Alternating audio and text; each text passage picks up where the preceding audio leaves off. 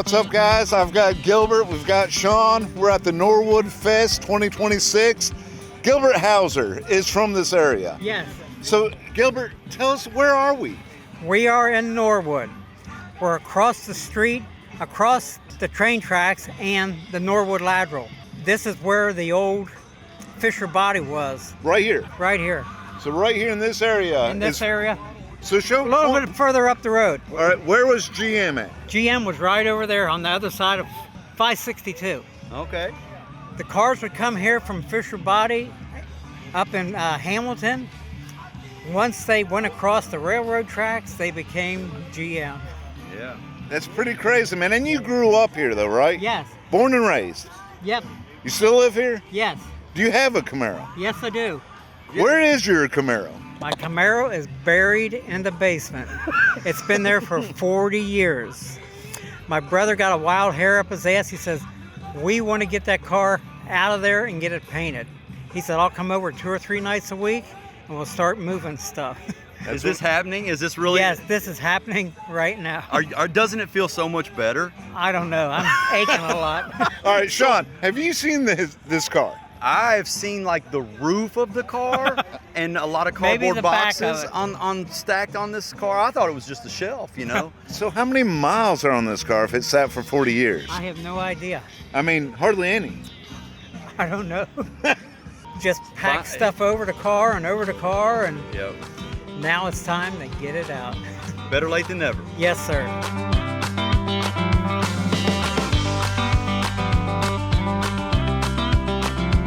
What'd you do for GM? I did everything, man. I was from the body shop to all Chevrolet, worked at Final Body and outside, and AGR up to the company car garage. That's where I got to see the car. It come to the company car garage, and we took care of it up there. So what was your favorite part about working at Norwood? Oh, man, I don't know really. Something you can tell on camera. Oh. There's just so many things happen, you know. But it was, with me, it was more, I fed my family good there and had good benefits, and I never dreamed that this would turn out like it did. And you worked on the last car over here? Oh, yeah, I drove that thing probably. Yeah. He drove that car. Oh, yeah. Literally. And now it's here. What? Yeah, 87, yeah. That's pretty dang cool, man. Oh, yeah, I remember it well. I was in financial, so I ran the payroll department and general accounting. I was hired in '62, and I left in '88. Went to the corporation then, but all my fun was with these guys from Norwood, building the Camaros and the Firebirds. My guys knew where everything went. And at points in time, I had to find out why we were running out of parts. And I find out that there were some people using the shorter screw rather than the longer one because it took less time. They had more time for themselves, and then we ran out. And we had to order new, and it cost us freight shipping by air. That stopped the line, though. No, they moved on. No, they used the right screw or not after I figured that out. You did good. Once, anyway. This is a special one, guys. You got Phil and Jerry I just met. I'm going to turn it over to Phil because this is about as good as it gets. Now, Jerry was known as Red, and Jerry started at Norwood in the 1970s. Now, what's remarkable about this is Jerry works for Small G Big M today. She's still employed with Mary Barr's General Motors to this day and time, still working for the same union represented by UAW 674, the historic Norwood Union. And she runs a very important task at the parts warehouse here in Cincinnati, which is the direct operational descendant of what remains of the Norwood Assembly Plant and its legacy and history here in the greater Cincinnati area. I want to introduce you to Jerry, otherwise known as Red, her nickname from Norwood. Everybody at Norwood had nicknames. Hers was Red. Tell me about your first day at Norwood and what it was like for you, Red. Okay, my first day in Norwood, I worked on a Friday night, and I was a janitor. They locked me in the trunk of a car and pushed me into the men's bathroom. But that was 50 years ago. I do have 50 years of seniority now. And I'm glad I stayed with them. It's a good job. Yes. So it was a form of hazing then. They decided to see if you'd break under the stress, and if you didn't, you were good to go, and then you were their friend, right? Yes, yes. It was an interesting night, the night I hired in. Yeah, it was good, and I'm glad I stayed. So this gentleman, 54 in Norwood, Ohio, also built the very first Camaro ever made, and Firebird, and his name is initialed on the deck lid. His family has found proof of it. He remembers it. I done repair work, I done relief work, I worked on everything in there. Interior in that car, I've done it. I tell you what, man, you made a big mark on a lot of people. Did you ever think the Camaro and Firebird would turn into what it is today? No, not really. Because when we started that in 1957, we like starved to death. They shut the plant down and started making Camaros and Firebirds, and we was down to running 3 days a week, just barely going. Till we went on strike in 1970. Without 6 months, when we went back to work, they worked us to death. We went back to work at 6 days a week, 9 hours a day. You didn't stop. Trans Am was run every fifth job. The line run down through there with Camaro. Every fifth job was a Trans Am. Well, I tell you what, we appreciate your service, obviously, and we appreciate you making all these cars. All these people around here, if they knew your story, would come up here and thank you. That's the man.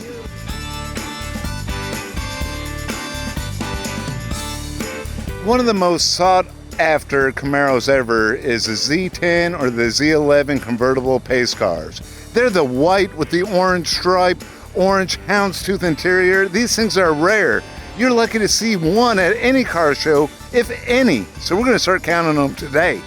1, 2, 3, 4, 5. I like. This is a 69 Copo ZL1.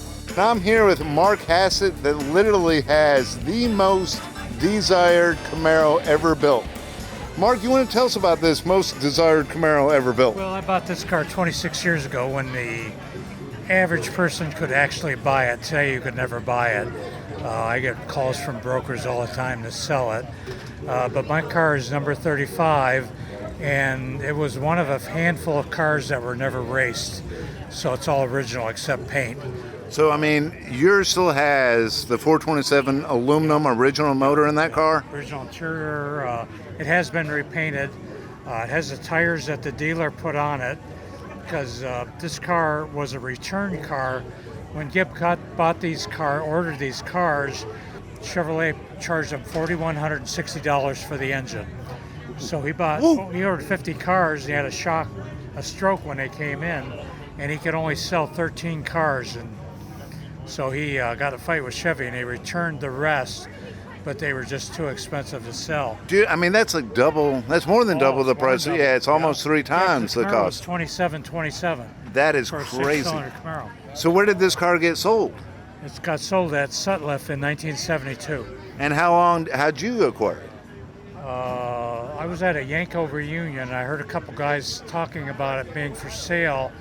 So myself and Phil Borris tracked the guy down, and I bought it. I tell you what, Phil knows how to find a car. Yeah. He really does. Well, Mark, man, honestly, thank you for bringing that out. Yeah. I know it's like I'm one of the few people that take it out. Now all the multi-millionaires own them, and they just squirrel them away in warehouses. It does no good for the hobby, people though. People don't realize, but they'll never see one of these again. But the Gibbs cars were bare bones car. They didn't have a radio, no heater, no defrosters. They're a bare bones race car. Factory built race car. That's what they were built for. Yeah. The engine weighs slightly less than a 350. The big shots at Norwood kept it for 299 miles. You could keep a car that long. Then it was used, and they used to street race it. They know how to have fun too. So somebody put 48s in it. Yeah, they knew how to have fun. Yeah. I have no idea, but $1 million would not buy that car. Oh no, I just turned down 1.5. That's what I'm saying. Like that's the kind of car this is. Most of these are rebodied. Yeah, they're worth so much that guys just rebody them and make a car. Where this is one of the handful that is a real car you're looking at. It's true. There's 67 Camaros, very few 67 Z28s, or you could have the 67 L30 car here, which is also known as the poor man's Z28. It is a rowdy 327. Seriously, like 275 horsepower, 4-speed M20. This thing is a real deal. If you couldn't get that rare Z28 back in '67, this is what you bought. Beautiful car. Woo! It's original motor, transmission, all matching numbers. Been in my family since it was new. That's crazy. My aunt bought it new here in Cincinnati. It's been in Cincinnati its whole life. Your Camaro Central. No. I bought a lot of parts for this car from you all. Thank you. So, We appreciate it. No but problem. I mean, I'm dead serious. I love it. It's been completely restored. Engine's been rebuilt. It's beautiful. Thank you. No. Appreciate it. Well, seriously, thank you for bringing it out, man. Beautiful car. All right, now you got to sing. Oh, no. Time has come. You don't want this to sing. All right, this is a 1970 Z28 4-speed car. He's had this car for a while. I mean, real 4-speed car, if you want to check it out. He said it was a standard car to begin with, interior, but he liked the deluxe, so he put the deluxe seat covers in there. Beautiful. Beautiful car. Oh, yeah. Took it all apart. He's got the book up here. This gentleman's going through it. Did you look at all the work this guy's done? Okay. Did you look at all the work he did to this car? Yeah, I'm taking it in. Dude, take it in. Hey, just tell us, what do you think? Is he crazy for taking it down, or did he do good? Me like it. Me like it, yeah, man. You know, we interview guys a lot about their cars, and once in a while you find a lady, a very classy lady, who is really into her automobile. She is a 1969 RS Camaro, made the third week of January. She is a true Code 72 Hugger Orange with a rear back folding seat. AC car made right here in Norwood, was sold brand new in Daytona, Florida, and stayed south till I brought her back home. And that, ladies and gentlemen, is what we call passion for the hobby. Passion for the restoration market. Ladies, bring the pain to your husbands and get your business going with Camaro Central and Firebird Central. Ladies. Come on, ladies! Right on. Right on. We're pretty sure this is the oldest Norwood-built car here. Okay. I'm not 100% sure. What do you think? I think it is, because surely they didn't build the Packard back there here. No. It used to be my grandparents' car. My grandfather bought it because my grandmother couldn't sign for a vehicle at that time. And it's been in the family ever since that I can remember. Now tell me, did you ever get a ride in the back rumble seat when you were a kid? Oh, definitely. Oh, When my that's dad cool. acquired it from my grandfather, I asked him, I said, Pop, can we go over to Joe's and give him and his sisters a ride in it? So my buddy, my brother, and I were in the back seat. Woo, that's a lot in the back seat. And two little ones on our laps. In the front seat were two 6th and 7th graders next to my dad. There were 8 of us in the vehicle. In a two-door coupe. Two-door sport coupe. Sport coupe deluxe. It's a predecessor. It's predecessor to the Corvette or the Sport Camaro. You're absolutely right. Now tell me about the chrome louvers, because not all of them had the chrome. Correct. The chrome louvers and some of the dash embellishment was for the deluxe models. That's what this is. This is the deluxe model. In fact, 30 Cadillacs had 5 chrome louvers, and they nicknamed this the Baby Cadillac. I like it. And you don't see these kind of cars anymore. You don't really see them, like I said, with an original motor at all. You know, like I say, we got to keep or them original wheels. Yep, original wheels. I appreciate you telling us the story. All right, we're here today with Stephen Fries, and Stephen is a longtime hobbyist focused on one singular car that's been a lifetime passion, a 1968 L30 M20, which, as we all know, is one of those sleeper muscle cars that Chevrolet developed that really rivaled the Z28 for street performance. This car was purchased in August of 1968. It was one of the last Camaros off the assembly line.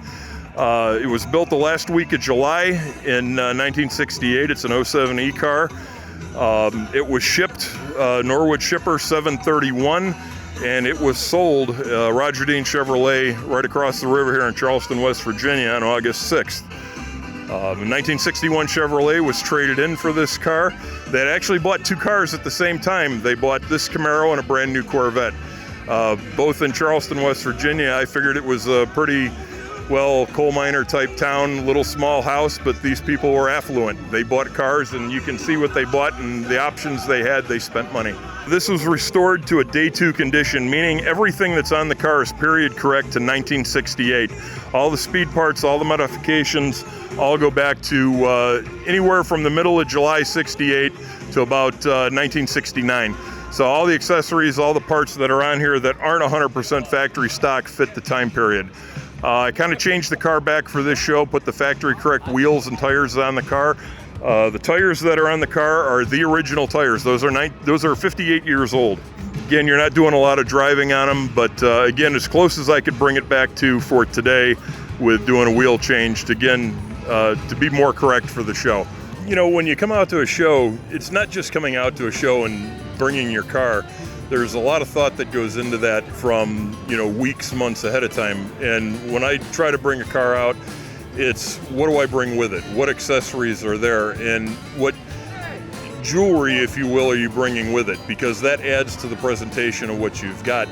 And it brings people in to, you might not have the best car that's there, but I try to shoot to have the best display, the best gathering of information, because that's what people want to see. It's not the same car you're looking at, you know, 10 cars in a row. There's something there. What's the draw? And, you know, when Phil mentioned the part as an entertainer, I said, that's what I look at myself as. How am I here to entertain you? What am I here to bring? And why am I staying by the car and not wandering away?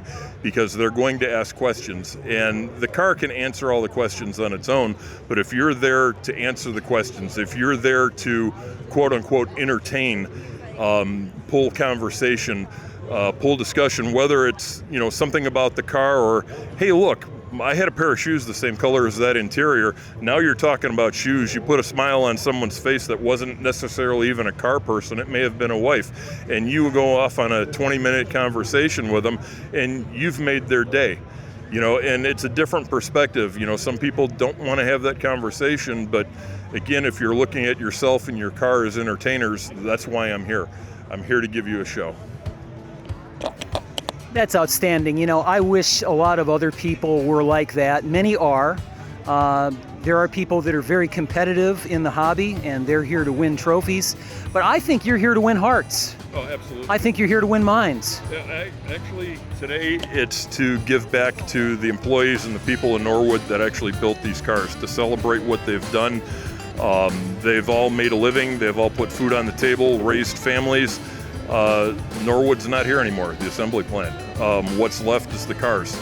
It's a little bit that the least I can do to give back to the people that brought so much to me over the years in something as simple as a car. And it's not the car, it's the people, it's the stories, it's the history behind it that make it significant.